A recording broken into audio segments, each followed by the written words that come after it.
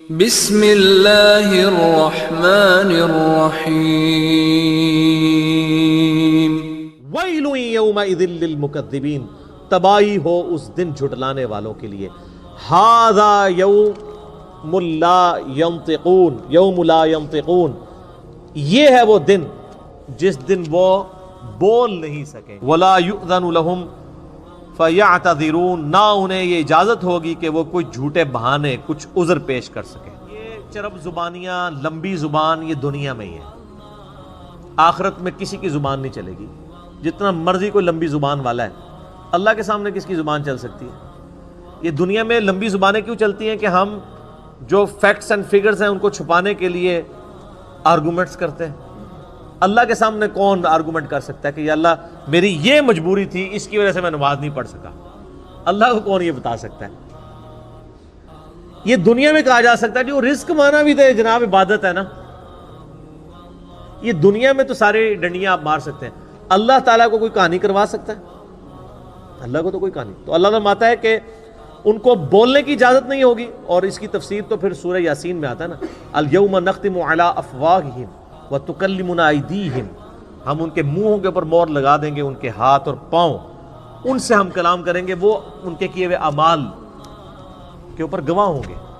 سورہ حمیم میں سجدہ میں آتا ہے کہ انسان اپنی کھال اور اپنے اعضاء سے کہے گا کہ تم تو میرے تھے، تم میرے خلاف بھی گواہی دینا شروع ہوگے، تمہیں کس نے زبان دے دی؟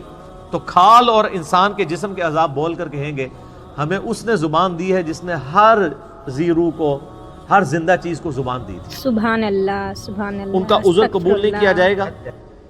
ویل یومئذ للمکذبین، تباہی ہے اس دن جھٹلانے والوں کے لیے۔ ھذا یوم الفصل، یہ ہے فیصلے کا دن۔ بے شک جمعناکم والاولین، جس دن ہم تمہیں بھی جمع کریں گے اور سارے اولین، اگلے جتنے گزر چکے ہیں تمام اگلوں اور پچھلوں کو اس دن جمع کر لیں گے۔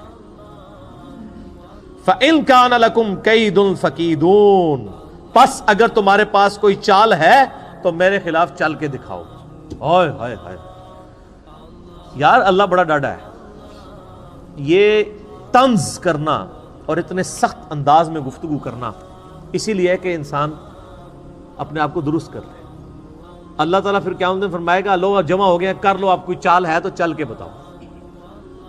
اور یہ اللہ کا کتنا کرم ہے کہ یہ جو اس وقت اللہ تعالیٰ کی طرف سے ٹانٹ اور تانا ملنا ہے انسان کو، وہ دنیا میں سنایا جا رہا ہے اور ویڈیو چلائی جا رہی ہے تاکہ اس دن کے آنے سے پہلے پہلے اس ٹانٹ سے، اس تانے سے تم بچ جاؤ۔ یہ اللہ کی کرم نوازی ہے۔ سورۃ المؤمن میں ایک بڑی زبردست آیت ہے، اسی کانٹیکسٹ میں میں اکثر کوٹ کرتا ہوں، میرا یوٹیوب پہ ایک کلپ بھی ہے، کیا اللہ کو بھی تکلیف ہوتی ہے؟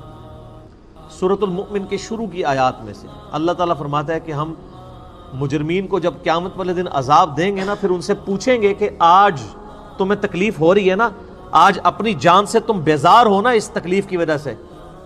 وہ کہیں گے ہاں۔ اللہ فرمائے گا اس سے زیادہ ہمیں تکلیف ہوتی تھی جب دنیا میں تمہیں ہماری طرف بلایا جاتا تھا اور تم روگردانی کرتے تھے۔ یہ اللہ تعالیٰ کا انداز بتا رہے ہیں، یعنی جس طرح ہم اپنی بھی لینگویج میں ایک بات کرتے ہیں نا، ہون پتہ لگا ابو بچو جی، یہ کہتے ہیں نا، اب پتہ چلا بچو جی، یہ چھوٹے بچے کہتے ہیں نا۔ تو اللہ تعالیٰ فرماتا ہے اب پتہ چلا،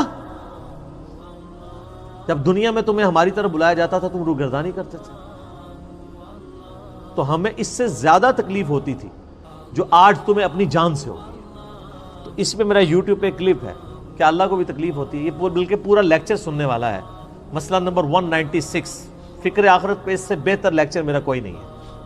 کاش میں دنیا میں واپس جا سکتا، یہ اس کا ٹائٹل ہے، جس میں میں نے سورہ سجدہ کی 11 آیات اور قرآن ریفرنس کے طور پہ کئی آیات کور کی ہیں۔ اللہ تعالیٰ فرمائے گا ہاں بھائی کوئی چال ہے تو چل لو۔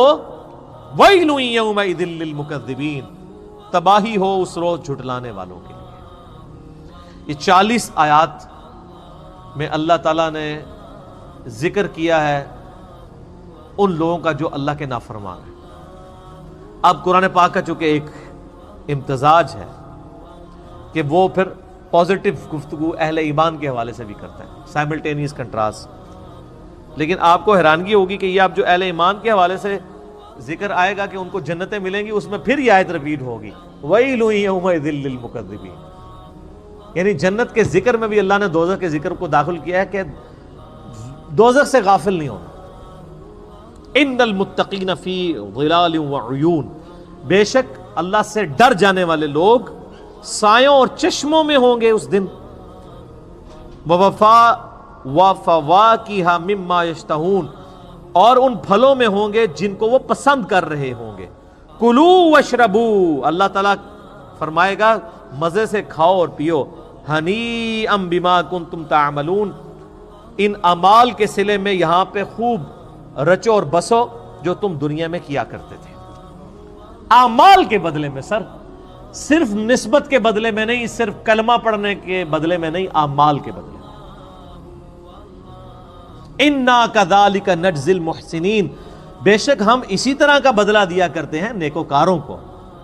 لیکن وَيْلٌ يَوْمَئِذٍ لِّلْمُكَذِّبِينَ، جنت کے اندر بھی ذکر آ گیا. یہاں تو کوئی بوڑھا بھی ہوا ہے نا، اسے کہنا یار وہ خوف خدا کر لو، وہ کہتے ہیں جی ہن تسی ہن زندہ سانو جا کے دباؤ. 70 سال کا بھی ہوگا، 80 سال کا بھی ہوگا نا، تو وہ ابھی جینے کی خواہش رکھ رہا ہوگا، تو کہہ رہا ہوگا کہ اچھا جی پھر منودابی آؤ جا کے کچھ جنتی بھی گل کرو، صرف دوزخ دی گل. اللہ تعالیٰ نے یہ قرآن پاک میں اسلوب بتایا کہ یہاں پہ اب آپ یہ دیکھیں یہ آیت 2 دفعہ ریپیٹ ہوگی جنتیوں کے ذکر میں بھی، اس لیے کہ تاکہ انسان کا قبلہ درست رہے. صرف جنت کی باتیں کرنے سے قبلہ درست نہیں ہو رہتا جب تک کہ جہنم کا ذکر نہ کیا جائے. کُلُوا وَتَمَتَّعُوا قَلِيلًا إِنَّكُمْ مُجْرِمُونَ. اب فوراً روئے سخن پھر واپس آ گیا ہے مجرمین کی طرف. ہلکا سی جنت کی سیر کرا کے واپس. کھاؤ اور پیو، دنیا میں عیش کر لو تھوڑا سا وقت. انکم مجرمون، بے شک پھر ہے تو تم مجرم ہی ہو نا. کتنی عیاشی کر لو گے؟ 50 سال، 60 سال، 70 سال، 100 سال، 130 35 سال، کتنے سال کا جی لو گے؟ 100 سال سے اوپر تو بہت کم لوگ جاتے ہیں. جاپان میں اس وقت یعنی دنیا میں سب سے زیادہ لوگ ہیں جو 100 کو کراس کیے ہیں، 5,500 لوگ ہیں. اور ان میں بھی جو سب سے زیادہ عمر رسیدہ خاتون ہے وہ بھی 125 سے اوپر نہیں گئی ہیں. کتنا کوئی جی لے گا؟ سر دنیا میں کوئی 150 سال بھی جی لے، صرف قیامت کا دن جو ہے نا وہ 50,000 سال کا دن ہے.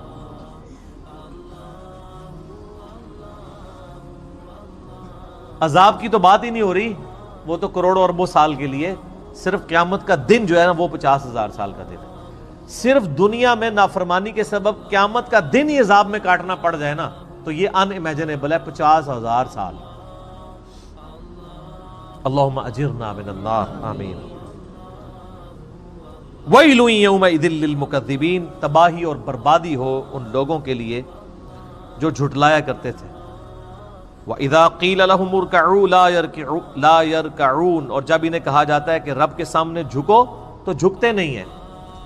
کیوں نہیں جھکتے؟ وہ کہتے ہیں کچھ بھی ہے یا اللہ تیرے محبوب کی امت سے، نمازیں پڑھنے کی کون سی ضرورت ہے؟ ابھی بھی یوٹیوب کے اوپر کتنے بائزین ہیں بڑے تگڑے قسم کے جو کلیئر کٹ آ کے یہ بیان دیتے ہیں کہ جی بس جو بندے نے کلمہ پڑھ لیا ہے، نبی علیہ السلام سے محبت رکھتا ہے، اب اسے کوئی ضرورت نہیں نماز روزہ کرنے کی، وہ جنتی ہو چکا. اور اس طرح کے جو وائزین ہیں نا، صرف ان کی تقریروں کے اوپر جو نعرے لگتے ہیں نا اور کہیں نہیں لگتے، کیونکہ سستی جنت بیچ رہے ہوتے ہیں. اچھا انسان بھی کتنے بیوقوف ہیں، خود اپنی آنکھیں بند کیے ہوئے ہیں. انسان اگر خود تھوڑا سا تفکر کرے وہ بھی سمجھ لے گا کہ یار ایسا کرنے سے کیسے ہو سکتا ہے. دنیا میں بغیر محنت کے مزدوری نہیں ملتی، اور اللہ جس نے پیدا ہی مزدوری کے لیے کیا تھا، مزدوری سے مراد وما خلقت الجن والانس الا لیعبدون. اور اس پہ امام غزالی نے بہت زبردست بات احیاء العلوم میں کیمیائے سعادت میں لکھی ہے کہ اگر تم لوگوں کا یہ ڈھکوسلا مان لیا جائے نا کہ اللہ تعالیٰ نے یہ سب کچھ بس صرف ڈرائی اینڈ پہ چھوڑ ہی دینا ہے، کوئی کسی کا حساب کتاب نہیں ہونا، کسی کو عذاب نہیں ہونا، تو تم یہ کہنا چاہ رہے ہو کہ اللہ تعالیٰ اور اس کے پیغمبر دنیا میں ٹھٹا کرتے رہے ہیں ہمارے ساتھ. نعوذ باللہ. ظاہر ہے پورا قرآن دھمکیوں سے بھرا پڑا کہ نہیں کرو گے تو رگڑا لگ جائے گا، تو یہ سب مذاق ہوتا رہے؟ ایسا نہیں، تمہیں سمجھ نہیں آئی اصل میں. یہ ٹھٹا نہیں ہے، یہ بہت سیریس معاملہ ہے. جب اللہ کے سامنے جھکنے کے لیے کہا جاتا ہے تو وہ جھکتے نہیں ہیں. وَيْلٌ يَوْمَئِذٍ لِّلْمُكَذِّبِينَ، تو بربادی ہے اس روز جھٹلانے والوں کے لیے. فَبِأَيِّ حَدِيثٍ بَعْدَهُ يُؤْمِنُونَ، اب اس قرآن کے بعد کس اور بات کے اوپر ایمان لے کر آؤ گے؟ یعنی قرآن میں اتنی واضح دھمکیاں آنے کے بعد ابھی بھی کسی چیز کا انتظار ہے کہ ہمیں کوئی اس طریقے سے آگے بات سمجھائے تو ہم سمجھ جائیں گے. اللہ تعالیٰ فرماتا ہے اس واضح دھمکی جو قرآن کی شکل میں نازل ہو چکی ہے، اس کے بعد اب کون سی چیز ہے جس کے تم انتظار میں ہو کہ اس کے بعد تم بات کو قبول کرو گے؟ جب اس کائنات کا مالک خود اپنے پیغمبر کے ذریعے اس کا کلام نازل ہوا ہے اور وہ خود دھمکیاں لگا رہا ہے. یہ نبی علیہ السلام کا کلام نہیں ہے، کلام اللہ ہے، آپ کی مبارک زبان سے نکلا ہے. کلام تو اللہ کا ہے.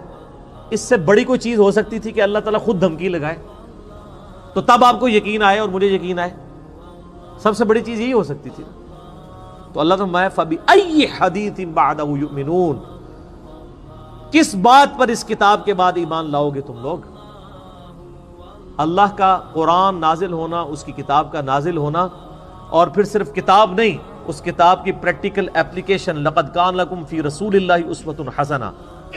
قرآن مجسم، قرآن کا اگر کوئی ایک جسم بنایا جاتا، ایک پریکٹیکل، تو نبی علیہ السلام کی مبارک ذات ہے وہ. جو صحیح مسلم میں حدیث ہے، سیدہ عائشہ سے کسی نے پوچھا کہ نبی علیہ السلام کے اخلاقیات کیسے تھے، آپ علیہ السلام کے معاملات کیسے تھے؟ تو انہوں نے کہا قرآن نہیں پڑھتے. قرآن ہی نبی علیہ السلام کے اخلاق، یعنی قرآن کا مطلوب انسان اگر کوئی روئے ارض پہ ہے پریکٹیکل فارم میں، تو اللہ کے محبوب صلی اللہ علیہ وآلہ وسلم کی مبارک ذات ہے. پریکٹیکلی انہوں نے کر کے بھی دکھا دیا، سلیبس کی فارم میں کتاب دے بھی دی، اور قیامت تک کے لیے چھوڑ بھی دی. حجۃ الوداع کے موقع پہ بھی فرمایا قرآن چھوڑ کے جا رہا ہوں اور میری سنت.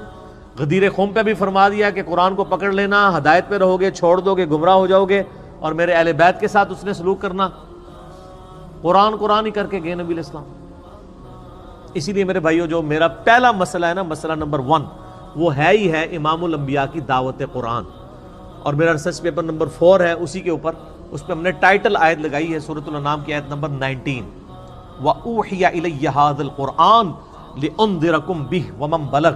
اے نبی علیہ السلام فرما دیجئے یہ قرآن مجھے اس لیے وحی کیا گیا تاکہ اس قرآن کے ذریعے میں تمہیں ڈر سناؤں، اور جس تک یہ کتاب پہنچ جائے وہ اس کتاب کے ذریعے ڈر سنائے. فَذَكِّرْ بِالْقُرْآنِ مَنْ يَخَافُ وَعِيدٍ. قرآن کے ذریعے اے نبی علیہ السلام نصیحت کیجئے اس کو جو خدا کی دھمکی سے ڈر جائے. تو نبی علیہ السلام کی دعوت کا تانا بانا ہی قرآن تھا. صحیح مسلم میں اوپر تلے 4 حدیث ہیں کتاب الجمعہ چیپٹر کے اندر کہ نبی علیہ السلام قرآن حکیم ہی پڑھ کے تقریر کیا کرتے تھے، اور اکثر سورہ قاف ہوتی تھی، سورہ نمبر 50 پارہ نمبر 26 کے اندر. تو قرآن کے ذریعے آپ علیہ السلام تذکیر کیا کرتے تھے، اسی کے ذریعے نصیحت کیا کرتے تھے. اسی لیے آپ کو اثر بھی نظر آتا تھا، قصے کہانیاں نہیں تھی بلکہ اللہ کا سچا کلام تھا. السلام علیکم ورحمۃ اللہ وبرکاتہ.